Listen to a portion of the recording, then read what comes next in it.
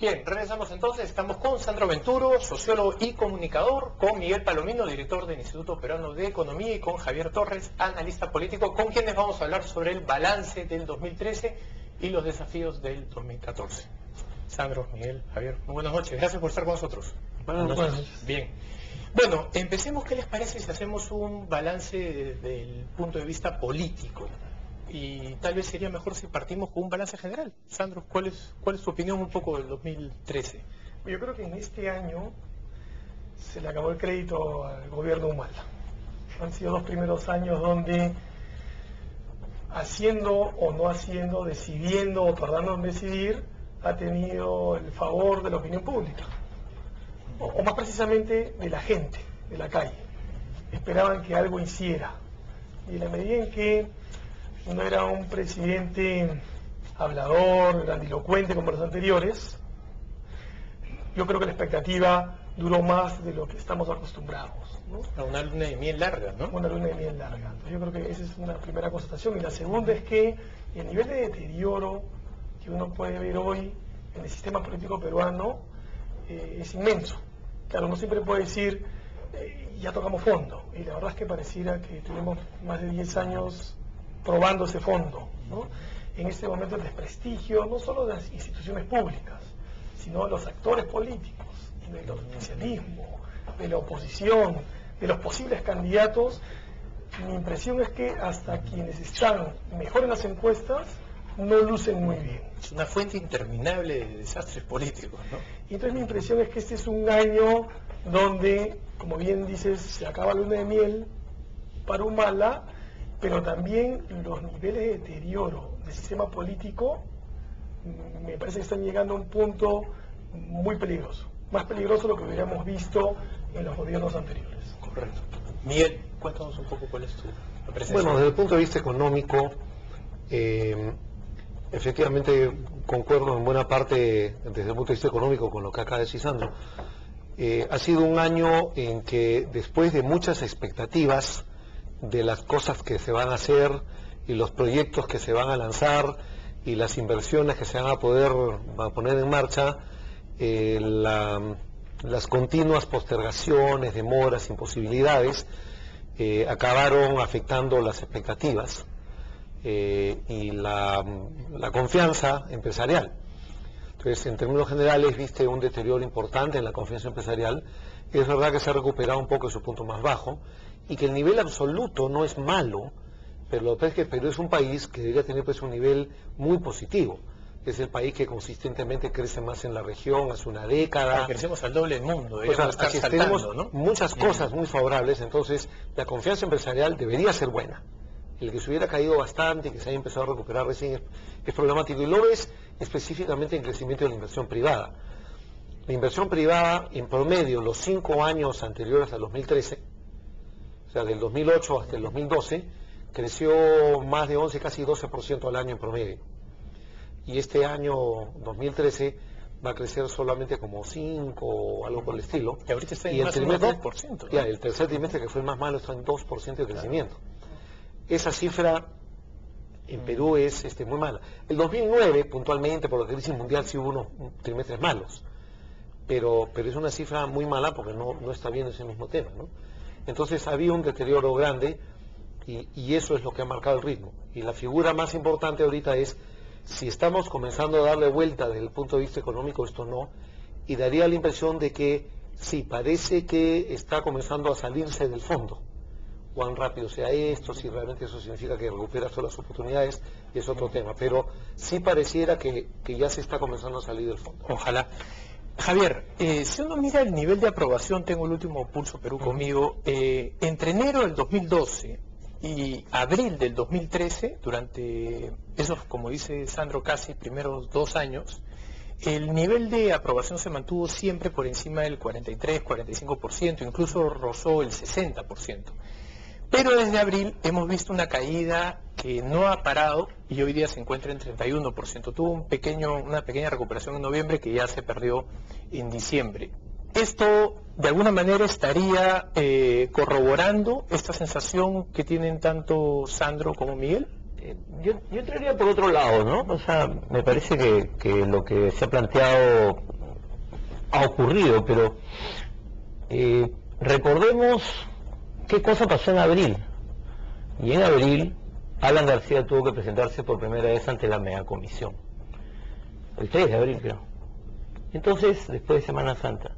A partir de ahí, fue un año donde el presidente y el gobierno tenían que hacer mucha política, porque se entró a una dinámica de enfrentamiento abierto, ya en ese momento abierto con el partido aprista, y además acuérdate que teníamos el pedido de indulto todavía pendiente, y en el momento en que había que hacer política, el gobierno y el presidente demostraron que es lo que menos saben hacer. Claro, no tienen operadores. No tienen operadores, no tienen muñeca, la estrategia nunca es clara, se avanza y se retrocede, y eso la gente lo siente, porque, digamos, no solamente tiene que ver con las expectativas económicas, sino también cuando la gente percibe que no hay un liderazgo claro, la gente deja de confiar en el líder. Ahora, para ser sinceros con la realidad, al APRE y al fujimorismo se les han enfrentado desde el día 1, ¿no? No les han dejado espacio. Sí, pero viene casi digamos año, ¿no? que a partir de ese momento es que el APRA dice, no, el objetivo es la inhabilitación. Y la reelección conyugal, que fue Y entonces lanzan la frase de la reelección conyugal y empiezan a hacer política, y con cuatro congresistas tienen, ¿no? Los artistas del Congreso, digamos, dos, ¿no? Mulder y Velázquez Festén, empiezan a mostrar cómo se hace política en el Congreso, es decir, llegan a acuerdos con unos y con otros y van poniendo en jaque al gobierno. Y el gobierno no tiene respuestas. O sea, yo creo que ese es el gran problema del gobierno. Todas las decisiones que toma, todos los pasos que da, siempre duda, y cuando toma la decisión ya es muy tarde, ya no tiene efecto, ya la gente no le cree. Entonces, ahora, también se suma en abril dos hechos importantes, ¿no? Uno es el caso Repsol, y el otro es que revienta el caso Toledo, y el gobierno de alguna manera da la impresión que lo comienza a blindar. Eso tiene que haber afectado también la imagen política del gobierno, ¿no? ¿Alguna opinión? Como bien dice Javier, este año se ha puesto a prueba la experiencia y la muñeca de un actor político que no tiene experiencia y que no tiene muñeca, es decir, que no tiene un partido detrás, que es un grupo de personas muy cerrados, es decir, de nuevo nos encontramos frente a las debilidades más estructurales de la política en el país. Una cosa que tú decías hace unas semanas en una de tus columnas, la primera semana de diciembre creo, esta cosa paralela entre el desarrollo de la crisis política y este crecimiento que siempre puede ser mejor. Es como si el modelo peruano consistiera, ¿no?, en darle a los ciudadanos la oportunidad de crecer por su propia cuenta, al margen del Estado, de lo público, del bien común, y en el terreno de la política nos distraemos, perdemos energía, perdemos foco, y entonces el divorcio entre los emprendimientos de la gente en el país, ya no solamente el sector empresarial, sino en general los peruanos, sus emprendimientos y lo que sucede en el escenario político, es un divorcio que de nuevo no sé hasta dónde más puede llegar. Yo creo que el 2014 es un año en que espero que no pasen cosas muy desastrosas para el país, pero que deberíamos poder encontrar la manera de que esta brecha deje de ahondarse y los actores políticos entiendan que la única manera de ganar puntos políticos es revirtiendo la crisis que no es de este gobierno, creo que es una crisis del sistema en su conjunto. Ahora, la desaprobación del presidente se ha mantenido casi paralela en lo urbano y lo rural, no obstante, lo que más se le reconoce son los programas sociales, cosa que hasta ahora, mientras que se mantiene dentro de una atmósfera de tecnócratas, ¿no? Carolina Trivelli, ahora Mónica Rubio, pues diera la sensación que eso lo puede seguir acompañando al presidente unos meses más, ¿no? Podría, pero no es, digamos, lo central, ¿no? Es un factor que juega a favor tuyo, pero no es lo central, incluso a nivel de políticas públicas. Y yo, digamos, refrasearía un poquito lo que dijo Sandro, este desencuentro de estos dos universos paralelos, ¿no? Es que en políticas públicas las cosas andan muy mal, pero cuando dejas a que el resto de la sociedad civil, el sector privado se arregle entre ellos, más o menos que están caminando bien, y eso explica por qué la economía avanza, pese que en políticas públicas hay deficiencias serias. ¿Y por qué? Porque hay unas cuantas cosas que ya se han hecho, que ya se decidieron y se mantienen: la estabilidad, la disciplina fiscal, el ordenamiento de la apertura comercial al mundo, la economía de mercado esencialmente. Esas cosas son lo suficientemente buenas como para que la cosa camine, se ha puesto el ordenamiento necesario. Pero todo lo adicional que habría que hacerse, ahí está fallando, ¿no? Entonces, afortunadamente en políticas públicas, más allá del accionar político abierto, hay un poquito más de espacio para aprender y un poquito más de espacio para tratar de ser pragmático y efectivo que en política. Es decir, tú no tienes que tener la misma muñeca, la misma capacidad de operadores para decidir algunas políticas públicas básicas bien. Entonces, hay esperanza que cuando se cometen errores uno puede aprender y mejorar mucho más que en lo que es el manejo político general, digamos, ¿no? La imagen de la primera dama, Nadine Heredia, ¿de qué manera le está comenzando a afectar al gobierno? Porque ella se mantenía de alguna manera alejada de los niveles de popularidad del presidente, pero conforme ella participa de decisiones a través de mensajes políticos, claramente políticos, pues comienza de alguna manera a ir con esa curva, ¿no? Entonces vemos, por ejemplo, que entre abril y diciembre cae de 60 a 42%, ¿no? Y con una tendencia siempre hacia la baja, ¿no? Javier, ¿cuál es tu percepción del rol que puede estar jugando la primera dama en este...? Yo lo que creo es que lo que pasa es que es un doble rol, ¿no? Porque por un lado, efectivamente, hay un sector que la puede ver con malos ojos, vinculada a la imagen de la reelección conyugal, como decían los apristas, o de la posibilidad de que esto se reactive, porque eso siempre se moviliza. Hay un sector que la puede ver malo por ese lado, pero hay otro sector que, en zonas rurales, por ejemplo, lo que ve es una primera dama que viaja por el país, trabaja, entrega horas, está muy presente. Entonces eso la gente no lo ve mal. Y además el sistema de calidad les permite también tener casi 40.000 unidades de acción local, ¿no? Claro, digamos, tienes una llegada. Yo creo que hay como dos imágenes. Ya, yo le agregaré algo más. No pasa lo mismo con Pilar Nores. O sea, Pilar Nores hace la misma tarea social que le da puntos al expresidente García, pero no pone en riesgo la gobernabilidad. Yo creo que el problema con Nadine es que, claro, el sector que la ve bien no pasa nada, pero el que la ve mal, claro, yo sí creo que afecta... la toma de decisión de largo plazo. No solamente eso, porque bueno, todos sabemos que Nadine tiene un rol protagónico entre el gobierno. No será la presidenta, mucho menos, pero digamos, tiene un rol protagónico. Entonces, yo sí creo que su imagen afecta.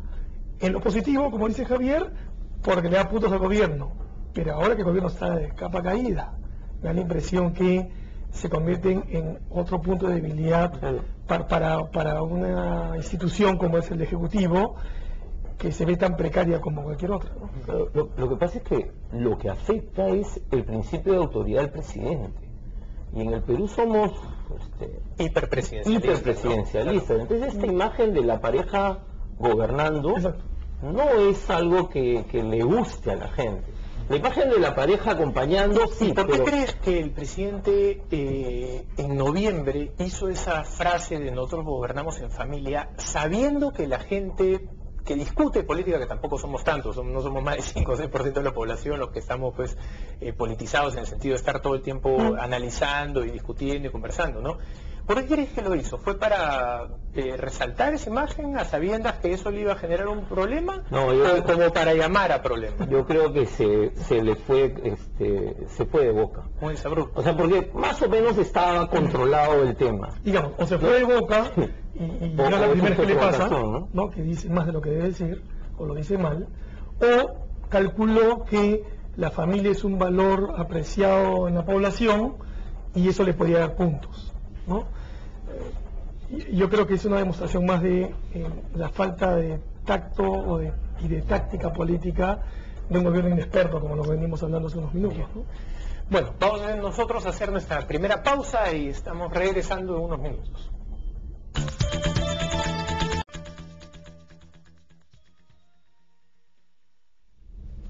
Bien, Bien, regresamos con Sandro Venturo, Miguel Palomino y Javier Torres. Estamos conversando sobre un balance del 2013 y estamos hablando del presidente Ollanta y de la primera dama, pero lo cierto es que cuando uno analiza las encuestas respecto a otras instituciones, Parlamento, Poder Judicial, partidos políticos, líderes políticos, absolutamente todos salen jalados. Y esto es algo que en verdad ya viene de varios años, ¿no? Y como decía Sandro en el anterior segmento, siempre creemos que esto es lo peor y siempre generamos un nuevo espacio para nunca hay un límite a lo mal que se pueden poner las cosas, ¿no? Porque recordemos que en el año 89, cuando el Perú estaba pues en el fondo, uno de los argumentos de los que decían que esto no va a seguir así es que no podemos seguir cayendo más, y eso no es verdad, siempre pueden empeorar las cosas, ¿no?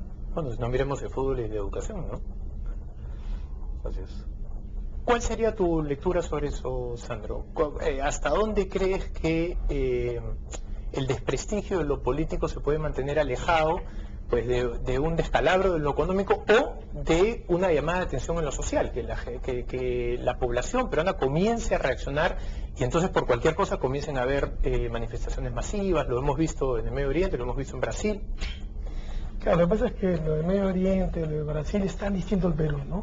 Porque en Brasil, radicalmente distinto. Tú tienes en Brasil capas medias que están demandando más democracia, mejores servicios públicos, etc. Pero por la repartija hubo un pequeño conato, ¿no? Una pequeña salida, hubieron unas cuantas miles de personas que salieron a la calle a protestar, mucha bulla en las redes, pero al final no ocurrió nada más porque de alguna manera también lo retrotrajeron rápido, ¿no? O sea, si me pienso en una visión panorámica, yo diría, la gente está concentrada en su agenda familiar. Cada quien está tratando de salir adelante, y esto no es nuevo, son 30 años, por lo menos, de los años 80, que la gente dice, yo no espero nada del Estado, ¿no? Es lo mismo, es el divorcio del que hablamos. Yo voy a hacer las cosas por mi propia cuenta. Y llevan 20 años donde además demuestra que funciona. O sea, el Estado no me camina bien, pero yo me arreglo por mi cuenta y me va bien. Entonces así sigo, que es la gran diferencia entre otras cosas con Brasil. O sea, Brasil, las noticias que vamos a ver es que el Producto Bruto ha caído. Este año creo que están creciendo casi nada, el año pasado creció un 2%, o sea, es un país que está estancado. Y como es un sistema interventor, se nota mucho masivamente ¿no? O sea, el Estado interviene masivamente en todo, entonces si algo no camina es culpa del Estado. Además con razón, porque lo es. Claro, es muy distinto. El tema ahí pues es que la política en el Perú funciona como una microempresa. Así funciona, esa es la mentalidad política del peruano, son como cientos de microempresas, eso por un lado, ¿no? Entonces, como dice Sandro, la gente está preocupándose en su asunto, eso por un lado. El otro tema es que, aunque haya preocupaciones económicas, ha habido temas de precios en este año en algunos momentos, ¿no? Tú no tienes el nivel de malestar que tienes en otros países, ni por el lado de expectativas, ni por el lado de que sea una gran crisis, y además tenemos una capacidad de resistencia en la que nos formamos, digamos, hay una generación de peruanos que está formada en una crisis en un tiempo mucho más difícil, terrible, entonces hay una gran capacidad de resistencia para eso y la gente dice, bueno, claro, el que sobrevivió a los 80, claro, exacto, entonces, 90, claro. Claro, eso es una cosa, el desastre de los 80 y el reto y la transformación de los 90 y los 2000 que sigue en marcha, además, en menor medida que antes, pero sigue en marcha, ¿no? Sí. Y el hecho es que ha sido muy exitoso para la gran mayoría de peruanos de todos los niveles económicos. Entonces sales adelante, te quejas, requintas, no aprecias, lo calificas muy mal, pero tú sigues adelante y tu vida sigue mejorando además, y significativamente. Sí, para terminar esta idea de la política como microempresa. Y cuando tú ves en las protestas sociales, en la gran mayoría de protestas, ¿no? Lo que tú ves son pequeñas protestas, algunas más grandes, cientos de conflictos en el Perú, pero no es que estos son expresión de un gran movimiento unificado que pone en cuestión el sistema, no. Lo que tienes son protestas de todo tipo, ¿no? De todo tipo, y donde la gente busca algún tipo de acuerdo, de arreglo con el Estado o con determinada empresa. Entonces no tienes una movilización o movimientos sociales como pudo haber también en los años 80 en el Perú, que te hacían un paro nacional y que de verdad era un paro nacional. Eso no ocurre, ¿no? Todo está totalmente fragmentado. Es que el deterioro de las instituciones Siempre se habla, ¿no? Las cosas que más afectan al Perú en competitividad global son las instituciones, que son tan débiles, y no solo el sector público, toda la sociedad civil tiene instituciones muy débiles. Entonces, hasta para protestar somos institucionalmente débiles, ¿no? Una gran protesta masiva, no es imposible, pero casi imposible, muy difícil que ocurra sin instituciones con fuerza que la lleven. Entonces, eso no hay, bien difícil que eso ocurra. No nos podemos poner de acuerdo en cuáles son nuestros problemas, no nos podemos poner de acuerdo en cómo resolverlos. Eso es lo que quiere decir la violencia institucional. Y las protestas son identificar el problema. Quisiera aprovechar una evaluación a mitad del gobierno de Evento Humano que hicimos este mes con Pulso Perú, en el cual calificamos 5 componentes, digamos, de lo que sería un buen gobierno, ¿no? Y quisiera pedirles entonces que por favor nos den una nota de 0 a 20, ¿ok? En cuanto a manejo económico. Miguel. Yo lo diría en dos partes. Aquello que depende de las condiciones generales amplias para hacer actividad económica en el Perú. Perú tiene una nota excepcional. En el ranking global de competitividad estaríamos en el 10º superior del mundo, más o menos. Entonces, en eso es muy buena nota. Pero luego, al gobierno, ¿cuánto le pondrías al gobierno de nota? Está bien, pero es que el gobierno es quien decide mantener estas cosas. Entonces, en lo esencial, lo más grande, ha mantenido las cosas bastante bien y tiene muy buena nota. Pero solo seguir haciendo lo que el otro hacía, que es un mérito porque lo puedes cambiar, no es suficiente. Hay que decir, bueno, ¿y qué más estás haciendo tú? Y ahí es donde ha habido bastante dificultad para el gobierno como un todo de avanzar. Y ahí sí la nota es débil. No sabría decir qué nota ponerte, pero no es una nota buena, ¿no? ¿Pondrías? No, perdón, en la segunda parte no, probablemente menos que eso, ¿no? Pero en el promedio. Es bien difícil ponderar las dos cosas, ¿no? Son dos cursos distintos. Yo creo que tú estás diciendo 16 con poco esfuerzo al gobierno. ¿Tú dirías eso? Lo que yo diría es que probablemente tiene pues como un 18 en ciertos temas y probablemente un 12 o 13 en otros, ¿no? Ok. A mí mi impresión es que en términos económicos yo me imagino un Humala que llega al gobierno con muchas ideas de qué tiene que hacer con el país, ¿no? Y de pronto hay un funcionario que se llama Castilla que le dice, oye, si tú quieres fondos para las políticas sociales, tienes que seguir haciendo esto. Y entonces no me parece que sea un gobierno con convicciones claras de qué hacer en lo económico. Este es un examen cuantitativo, no cualitativo. ¿Cuánto le pondría? No quiero nota. ¿Cuánto le pondría? Yo en nota le pondría eso, 14. 14. Javier. Yo le pondría 12. 12. 12, sí. Porque aparte de lo que han dicho los otros jurados, yo creo que maneja muy mal el tema de las expectativas. Y en economía las expectativas son fundamentales. Y entonces permanentemente está generando expectativas negativas, ¿no? Y es lo que yo te decía hace un rato, ¿no? Si no sé, en cualquier empresa tú tienes un plazo para tomar una decisión y el plazo es una semana, no te puedes demorar 3 meses. Claro. Y este gobierno siempre se demora 3 meses para cualquier cosa. Bien, ¿no? El manejo de programas sociales. Un último tema muy importante. Si bien es verdad que eso ocurre y es una eficiencia grande y tiene nota baja por eso, va mucho más allá del gobierno. Hay un problema con toda la estructura de nuestro sector público, que si hoy día tuvieras el mejor presidente y los mejores ministros de toda la historia del Perú, digamos, astutos en todo sentido, hábiles, empresariales, enérgicos, todo, lo mejor del mundo, tendría un problema tremendo para hacer que funcione el sector público. Es peor aún porque no son todos los más grandes. No, pero digamos que tú siempre puedes calificar lo que el gobierno puede hacer. Pero es verdad, pues, un gobierno puede hacer lo que un gobierno puede hacer. Un gobierno no puede transformar todo el sector público, comenzando por todas las instituciones que no existen o son débiles o malas, por más bueno que fue el gobierno. Entonces, cuando yo pongo nota, yo tengo que poner el contexto de eso. Pero, por ejemplo, en un tema económico específico, ¿por qué el gobierno no ha podido, por ejemplo, tratar de facilitar el pago de impuestos?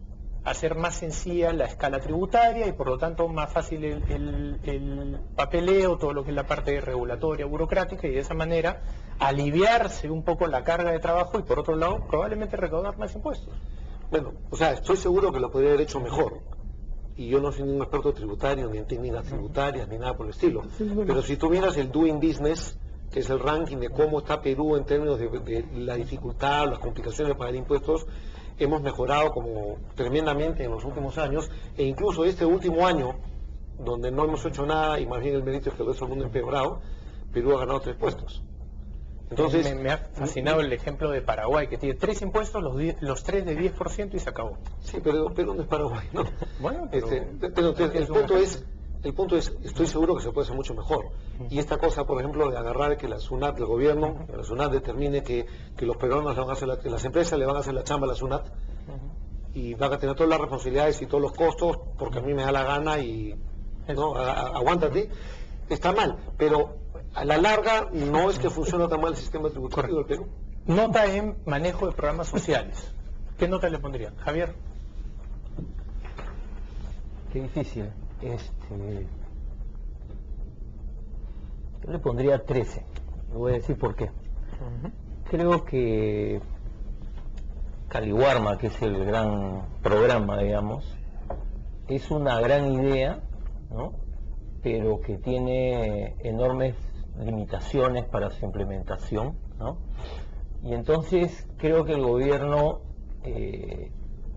tomada la decisión de implementar Caliwarma fue demasiado rápido al querer que funcionara tal cual en todas partes, ¿no? O sea, al otro extremo, ¿no? Vamos a dar un programa y en todas partes va a funcionar. No se podía, ¿no? Porque las condiciones no lo dan. Y creo que ahí se han demorado en reconocer que había que hacer ajustes, ¿no? Miguel. Bueno, lo que pasa es que, de nuevo, cuando quieres evaluar un gobierno, ¿contra qué lo evalúas? ¿Contra el ejemplo maravilloso si todo lo que se pudiera hacer en el mundo se hubiera hecho? O, digamos, vamos a hacerlo con curva. Vamos a poner una nota con curva. Vamos a compararlo contra los gobiernos anteriores. Ahora, yo quiero decir, si lo haces con curva con los gobiernos anteriores, ¿tú le pondrías 13? Es que yo le pondría 9 a los gobiernos anteriores. No, perdón, pero con curva, claro, con curva tiene claro. 18. Sí, probable. Sí, no estoy... De nuevo, entonces, un tema es las cosas que se podrían hacer mejor, y las otras cosas, yo tengo que evaluar algo contra algún referente. ¿Cuál es el referente? Si yo miro los hechos de los otros gobiernos, con todas las deficiencias, y son muchas que hay, concuerdo estos temas con Caliwarma, este gobierno sin duda lo ha hecho mucho mejor que los anteriores, pero mucho mejor que los anteriores. Correcto. Entonces, la nota es ¿contra qué? Contra lo que idealmente un Imagínate que eres el profesor. Pero a veces hay que poner esas notas para llamarle la atención al alumno. Claro, entiendo, pero aún así, lo que yo creo es que tú tienes que mirar en términos generales. Este es el primer gobierno que oficialmente, como política de Estado, a través del ministerio encargado de hacerlo, dice que los programas deben evaluarse, que debe haber líneas de base, que se deben calificar, que debe ver si lo defiendes o no, que abandona un programa y lo cambias, independiente de todo el componente político que haya, lo abandonan porque el análisis dice que está muy mal el anterior. Y aunque no les haya funcionado tan bien como quisieron en el segundo, lo han hecho con esos criterios. Sí, correcto. Entonces, eso es fundamental, importantísimo. Si yo lo califico por eso, entonces tiene una muy buena nota. A eso lo pones una suavidad para ejecutar, que entonces ya comienza a tener más problemas, pero la nota mala no puede ser, y qué tan buena depende de cuál es tu referente. Mala no es la nota. Sandro. Siempre es mejorable, por supuesto. Yo también voy por lo de Miguel, yo pondría un 15, no dudaba si 16, es decir, respecto a lo anterior, es notablemente mejor. La intención y el esfuerzo a crear el ministerio, y creo que la iniciativa que tuvo Trivelli al unificar, al integrar, al profesionalizar... Pero con todo el mérito de Carolina Trivelli, el presidente es el que le tuvo que decir que sí. De acuerdo. ¿No? Entonces, esto es el gobierno. ¿No? Disculpa, sí, obviamente, ¿no? Entonces yo creo que la apuesta tiene mejor nota que el desempeño que siempre se puede ir corrigiendo. Correcto. Sin duda. Vamos a hacer nuestra segunda pausa y vamos a regresar. Estamos haciendo un balance del año 2013.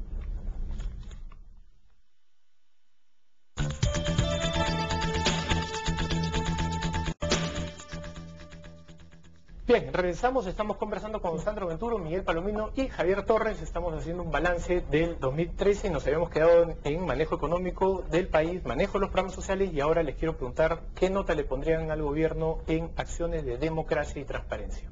Sandro.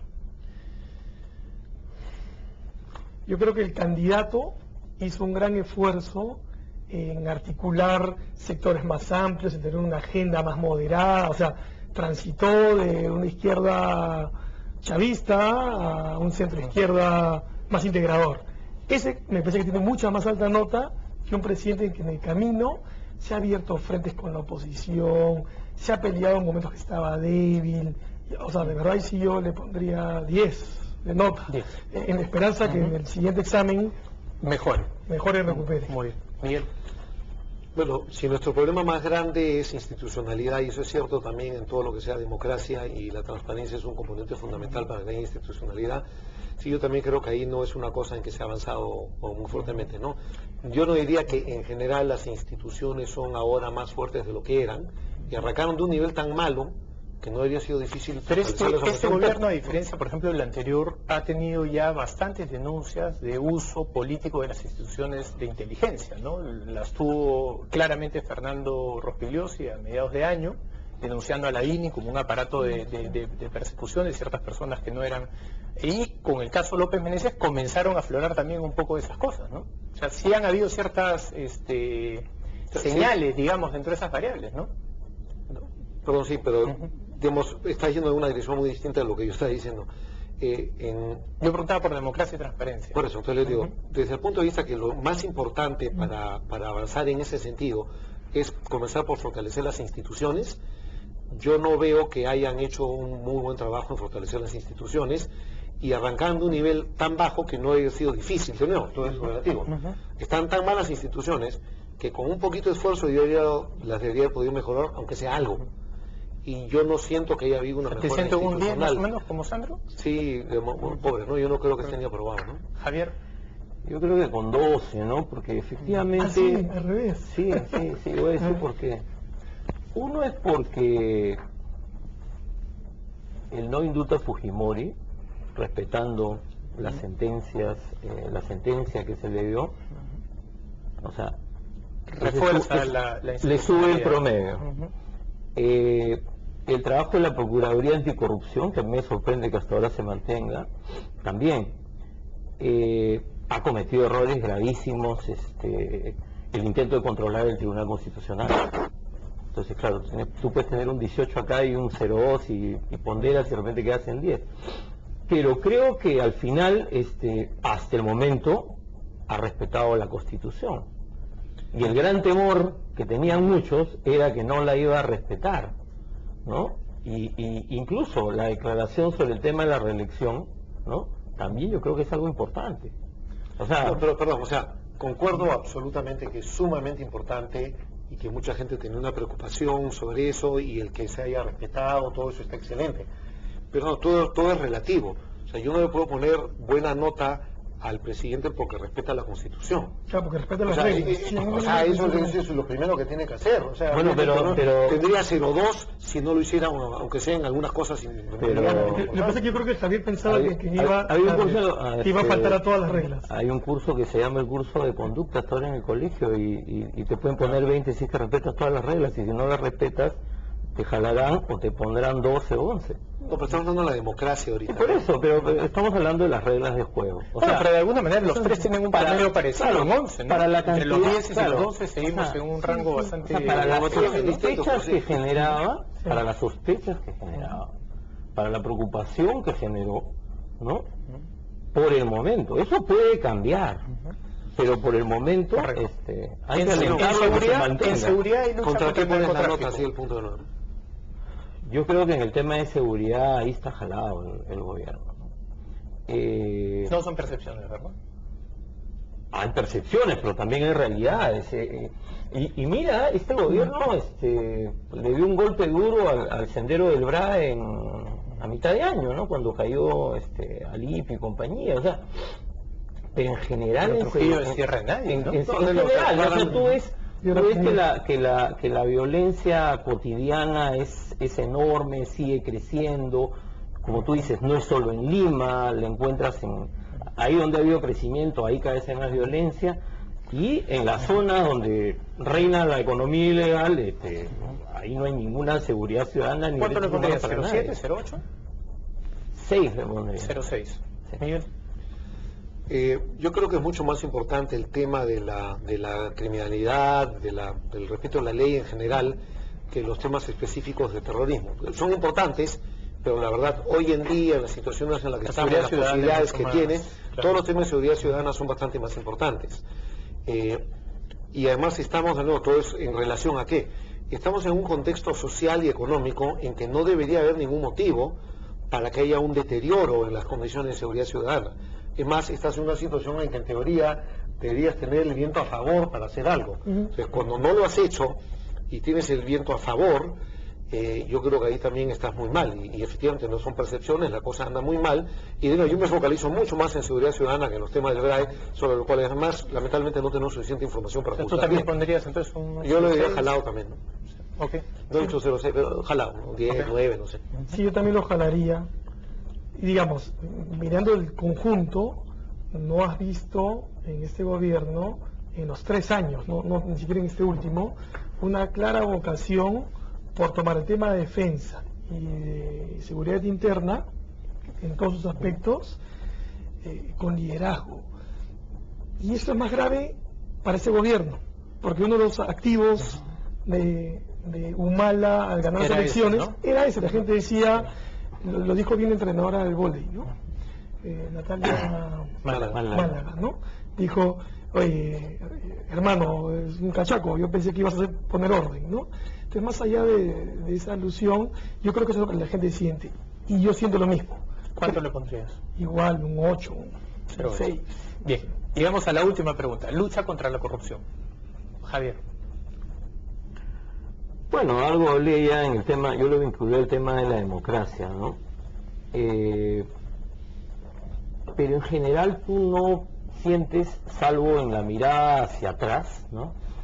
No sientes que en la mirada presente el gobierno tenga iniciativa en el tema. O sea, yo no veo que haya una lucha contra la corrupción frontal, la que está ocurriendo ahora, ¿no? Lo otro es importante, pero también es importante poner orden en la casa. O sea, y en general, como habrán visto, mi lectura es que es un gobierno muy mediocre, ¿no? O sea, yo le pondría 11.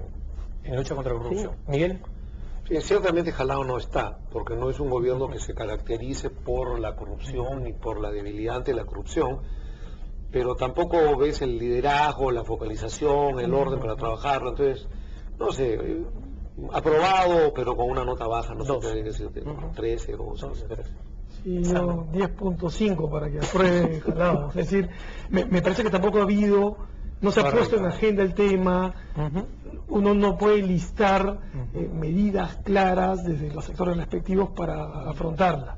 Es verdad, la procuraduría y cosas que uno puede contar con los dedos, ¿no? Pero sí, mi impresión es que no hay agenda, y en la medida que no hay agenda... Bien, les cuento, de sobre 1.200 personas encuestadas, en manejo económico rankearon al gobierno con 10.8, el grupo más o menos con 14. En manejo de los programas sociales con 10.8, el grupo más o menos con 15. En acciones de democracia y transparencia con 0.9, el grupo lo pasó con 11. En acciones de seguridad lo jalaron también con 0.8, el grupo lo jaló también con un 0.7, 0.8. Y en lucha contra la corrupción, el público lo jaló con 8.1 y el grupo lo aprobó acá con 12, lo que te da un promedio de las 1.200 encuestas de 10.4 y un promedio más o menos de 12, 13 en este pequeño panel. ¿Dónde creen que reside esa diferencia de 5 puntos, que es un montón? Es más del 50% de aprobación, digamos, ¿no? En que las encuestas están midiendo la temperatura de la semana. Del momento. ¿no? Sí, claro. Y entonces la gente en la nota está expresando un malestar que es evidente que existe en todo el país. Que es distinto a la ronda en la que hemos estado, donde cada quien, inclusive hasta para poner la misma nota, lo hemos hecho desde consideraciones distintas, ¿no? En corrupción es donde más se nota, ¿no? Porque en corrupción, como dice Miguel, no creo que este gobierno sea comparable con los anteriores, porque salvo el caso López Meneses, que todavía no se entiende bien qué ha pasado, pues no ha habido un hecho de corrupción, de una compra masiva, de una... ¿no? Claro, pero esa es la foto del momento. Pero esa es la foto la del gente momento, está pensando en eso. No, o sea, es bien fácil. Agarra al profesor, dile que dé paso oral el día que se acaba de pelear horrible con su mujer. Y dime si le va a poner mejor o peor nota que el día que está súper contento. Claro, pero 1.200 personas no se levantaron ese día peleados con la esposa. No, perdón, pero son justamente, están viendo la foto de esta semana, de la percepción del Perú en esta semana. Eso es lo que si se pelea uno con las mujeres ese día, ¿no? Ujú. Eso es lo que está midiendo. Empecemos entonces a hablar un poquitito de cuáles serían las perspectivas para el 2014. ¿Cuáles creen ustedes que son las, para no hablar pues de esas agendas gigantescas, las tres principales cosas en las que se debe abocar este gobierno?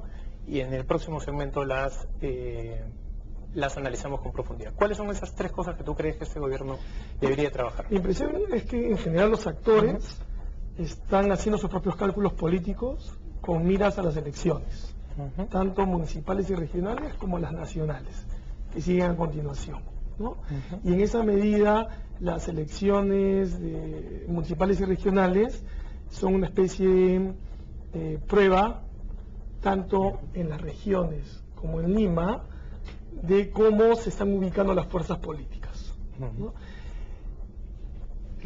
Lo que uno siempre está viendo es que los actores políticos están menos preocupados en proteger el juego en el que juegan, en este caso el sistema político, y están más preocupados en agarrarse la pelota. Y creo que es la percepción que en general la gente tiene de manera clara. Los analistas siempre podemos poner más consideraciones y más variables en el análisis, pero la gente siente eso, siente que los actores políticos van por su propia cuenta buscando agarrarse la pelota. ¿Y eso cómo lo traducirías en una agenda para el próximo año?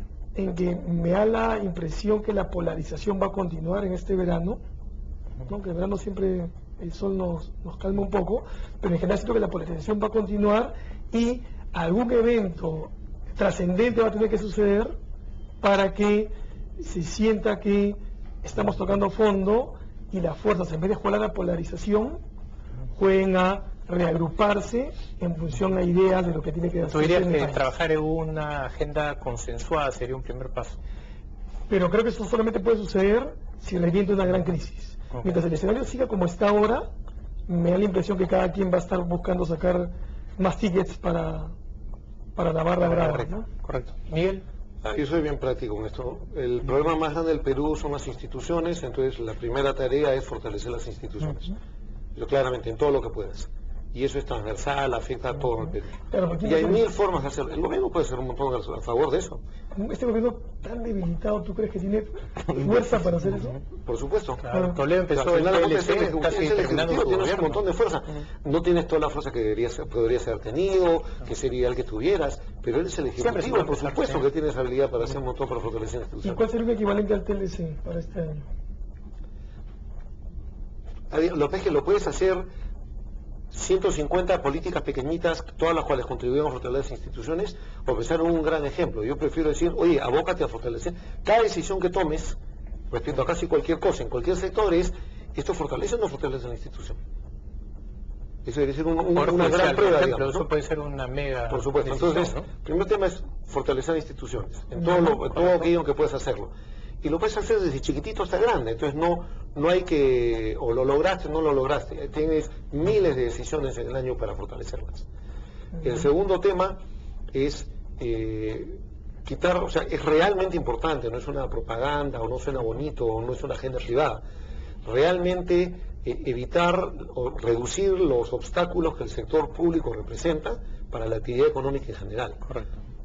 Perú podría estar mejorando muchísimo, creando muchas oportunidades, empleos, si no tuvieras un sector público que es un obstáculo, un lastre tremendo en casi cuanta actividad económica y cuánto sector y cuánta región puedes imaginar. ¿No? Y de nuevo, no tiene que ser perfecto, todo lo que pueda hacer va ayudando. Y tercero, lo que dijimos, seguridad ciudadana es el otro tema que todo el mundo lo siente y donde cual solo el Estado puede atacar. No, yo estoy de acuerdo Tiene que ser por el lado del Estado. Estoy de acuerdo contigo en los puntos de agenda. Es como vas a entrar al segundo tiempo y dices, muchachos, nuestras jugadas van a ser las siguientes y volteamos el partido. Pero tienes un equipo desmoralizado, a un capitán que no está liderando y a un entrenador bastante ofuscado, no dando las indicaciones adecuadas. Entonces, yo estoy de acuerdo con la agenda en ¿Quién es frío. el entrenador y quién es el Ah, mira, qué interesante. Javier. Mira, yo creo que lo primero, En ese caso, así con tareas, Sí. ¿no? Van a hacer, Tres puntos. si van a Después hacer desarrollo. cambios en el gabinete, que los hagan de una vez, ¿Ya? ¿no? De una vez, que lo anuncien, porque lo vienen anunciando hace un mes. Entonces, para que esté claro qué cosa va a O sea, pasar. cambien el equipo. O sea, ya los han anunciado, entonces, por favor, señores, si los van a cambiar, y si no, digan que no van a haber cambios. O sea, mensajes claros. Ok. Caliwarma, ya que hemos hablado de Caliwarma, tienen 2 meses y medio antes de que empiecen el año escolar, ¿no?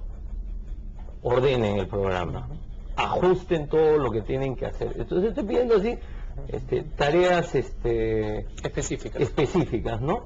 Y en seguridad ciudadana, no sé, yo no soy experto, pero digamos, un mensaje claro de combate a la seguridad ciudadana. El presidente se compró el pleito al comienzo y era el presidente del Consejo Nacional de Seguridad Ciudadana. Bueno, que ejecuten las políticas que se tienen que ejecutar. Todo el mundo más o menos sabe que se necesita, ¿no? Pero liderazgo es clave. Vamos a hacer nosotros nuestra pausa final. Vamos a regresar siempre con Sandro, Miguel y Javier para terminar de armar esta agenda para el 2014. Regresamos.